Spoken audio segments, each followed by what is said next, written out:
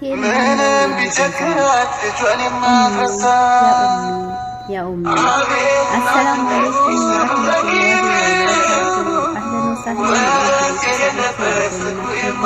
የዛሬ ደግሞ አሳዛኝ ታሪክ ተለጥያለሁ። ማነው የሚገዛኝ? እናቴን ማነው የሚገዛኝ? አንድ ወጣት በጣም ቆንጆ የሆነች ልጅ ይወድና ለጋብቻ ያጫታል። ከተጫጩ በኋላ ግን ግልጽ በሆነ ነገር እናቱን እንደማትፈልግ ትነግረዋለች። እሱን ብትወደውም እናቱን ግን ልትወድለት አልቻለችም። እናቱም በእድሜ የገፉ ስለነበሩ ልጅቷ ብዙ ታስቸግራቸው ጀመር። ከዛም ልጅ እንደማያገባትና እንደሚለቃት አስረግጦ ሲነግራት ልጅቱ ልጁን ስለምትወደው ደነገጠች። እንደምታስተካክልና እናቱን እንደምትንከባከብ እንዲያገባት ተማጸነችው። ልጁም ካስተካከልሽ ብሎ እሺ አላት። ከዛም ሰርጋቸው ቀስ እያለ ደረሰ። ምሽቱ ላይ ሰዎች በተሰበሰቡበት መሃል እናቱ ተጋባዥ እንግዶችን ለማስተናገድ በደስታ ሽርንጉድ ሲሉ ሙሽሪት በንዴት ይችን አሮጊት እናትህን ወደዛ በልልኝ፣ አታሳየኝ፣ ከቻልክ እንዳውም ሽጣት አለችው።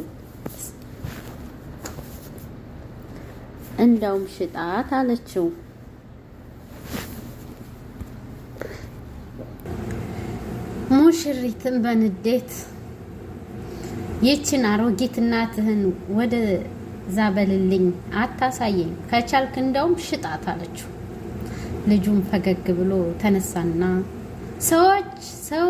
ሰዎች ብሎ ተጣራ። ከተሰበሰቡበት መካከል እናቴን ማን ነው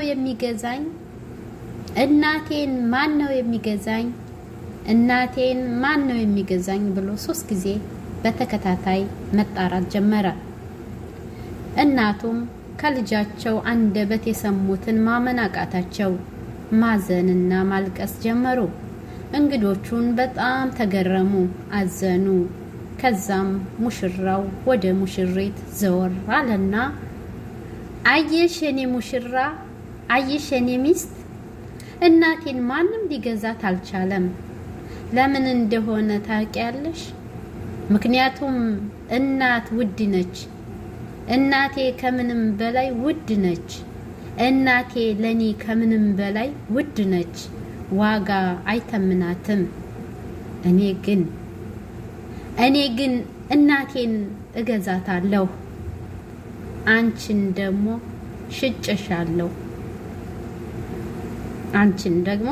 ሽጨሻለሁ፣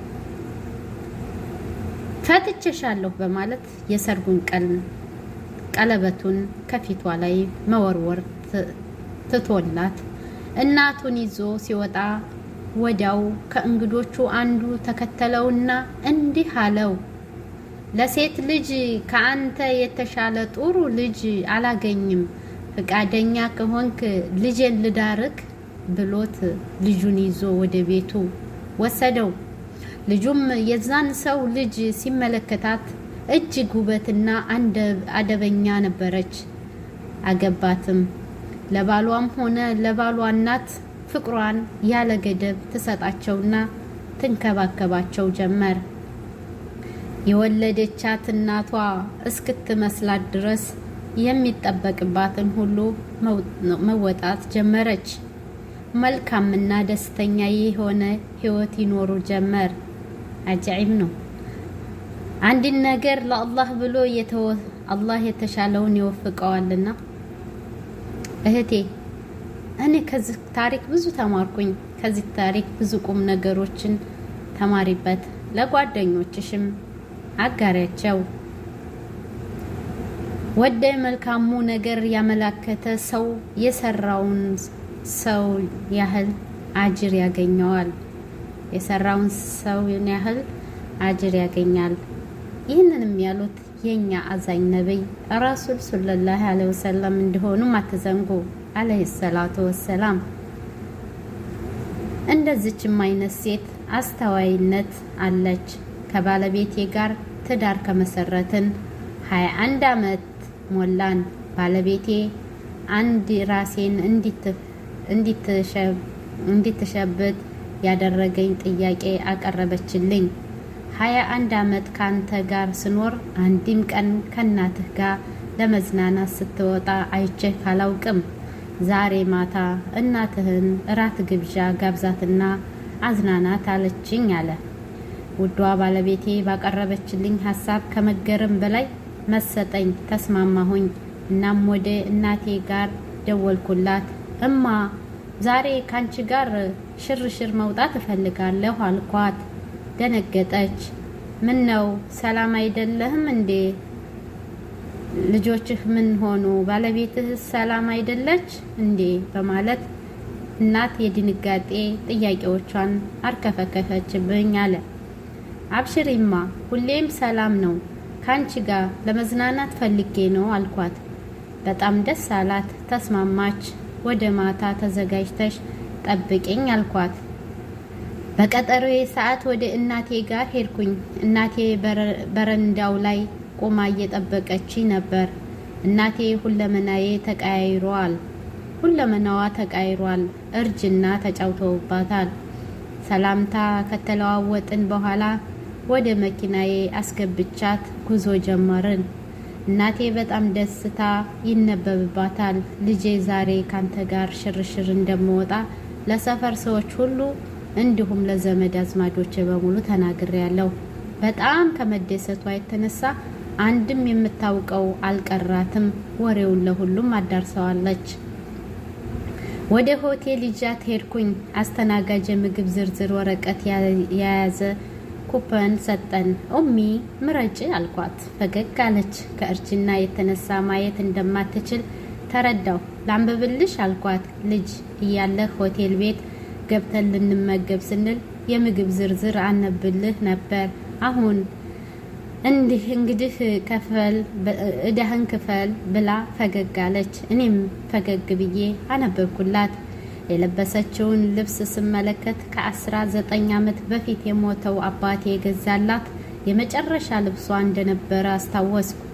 ምግቡ ቀርቦ እናቴ ከደስታ የተነሳ ምንም እየበላች አልነበረም። ደስታ በደስታ ሆናለች። በህይወቴ እኔም በጣም የተደሰትኩበት አጋጣሚ ነበር። ከእናቴ ጋር ተዝናንተን ሳናበቃ ይህ ምሽት እንዲደገም ፈልጌ እማ መቼ ትመለሽ ልምጣና ልውሰድሽ አልኳት።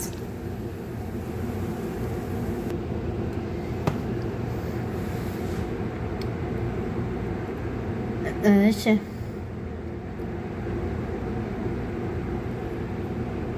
ተመልሼ ልምጣና ልውሰድሽ አልኳት። በእንደዚህ ቀንና ነገር ግን እኔ ነኝ የምጋብዝህ ከተስማማህ ና አለችኝ። ፈገግ አልኩኝ። አብሽሪ ትጋብዥኛለሽ አልኳትና ተለያየን። በመሀል እናቴ ታመመች። ከህመሟ ድናልኝ አብሬያት የማሳልፍበት ምሽት ናፈቀኝ። ነገር ግን ከእናቴ ጋር ዳግም አልወጣንም። እናቴ ወደማይቀረው የሞት ጉዞ ተጓዘች። በጣም አዘንኩኝ፣ አለቀስኩኝ። ከእናቴ ጋር ቀጠሮ ይዘን በነበረበት ቀን አመሻሹ ላይ ከአንድ ታዋቂ ሆቴል ቤት ተደወለልኝ። ዛሬ እራት ከባለቤትህ ጋር በነፃ ተጋብዛችኋል የሚል ነበር። ግራ ተጋባን። ማን ነው? እንዴት? ለማንኛውም እሺ እንመጣለን ብዬ ስልኩን ዘግቼ ምሽት ላይ ከባለቤቴ ጋር ሄድኩኝ። ግብዣው ከደብዳቤ ጋር ቀረበልን። ደብዳቤውን ከፈትኩት። እንዲህ ይላል። ልጄ ሰላም ላንተ ይሁን። የራቱን ግብዣ ስንቀጣጠር መገኘት እንደማልችል አውቅ ነበር። የሞት ቀጠሮ እየተቃረበ እንደነበር ነፍሴ ይነግረኝ ነበር። ልጄ ይሄው እኔ በቃሌ መሰረት ጋብዣሃለሁ። በእኔ ፋንታ ውዷ ባለቤትህ አብራህ እንድትሆን ፍቅጃለሁ ይላል። ሳይታወቀኝ እንባ የወረደ አለቀስኩ። 21 ዓመት ሙሉ የዘነጋሁትን ውድ ዕቃ አሁን ነው ማጣቴን ያወቅኩት። ስንቶቻችንን ይህንን ከገባን በኋላ እናቶቻችንን የምናስታውሳቸው በማለት ባለ ታሪካችን አካፍሎናል። አሁንም እናቶቻችንን በምን መልኩ እናስደስታቸው፣ በምን መልኩ ደግሞ እንጋብዛቸው። እኔስ እንደዛ አይነት ታሪክ ሳነብ እንባይ ነው የሚቀድመኝና አላህ ወዬ እናቶቻችንን አላህ ረጅም እና እድሜ ጤና ሰጥቶ የምናገኛቸው ያድርገን። እናት በሆነ ሰዓት ስለ እናት ምንነት እናውቃለን። ውድ ቤተሰቦቼ ይህንን ቪዲዮዬን እንደወደዳችሁት አልጠራጠርም። ላይክ፣ ሼር፣ ኮሜንት በማስቀመጥ አጋራችሁን አሳውቁኝ። በሌላ ቪዲዮ እስከምንገናኝ ድረስ አሰላሙ አሌይኩም ወራህመቱላሂ ወበረካቱ።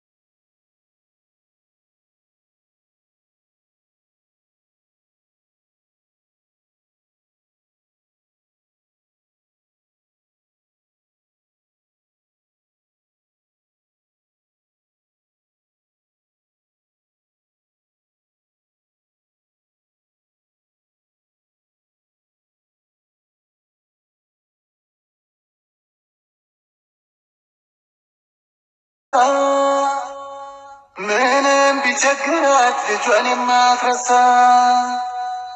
አቤት እናትነት ሚስጥሩ ረቂቅ ውበት የሌለበት ፍቅሩ የማያልቅ አቤት እናትነት ሚስጥሩ ረቂቅ ውበት የሌለበት ፍቅሩ የማያልቅ የራሷን ቢሳካ የልጇን እያየች ሲታመሙ ታማ ተጨንቃ